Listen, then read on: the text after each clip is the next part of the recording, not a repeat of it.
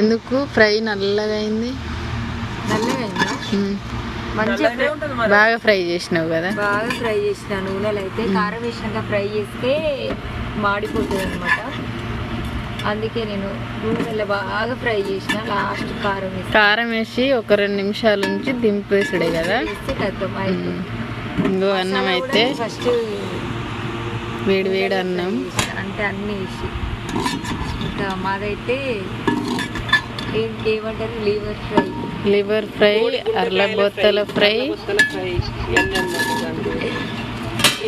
ఎట్లు చూసిరా బాగుంది. నేనైతే మేమైతే చాలా తక్కువ, మనం ఎప్పుడు చేసుకోం ఎప్పుడు ఇక్కడ దొరకమైనా చేసుకుంటాం అనమాట.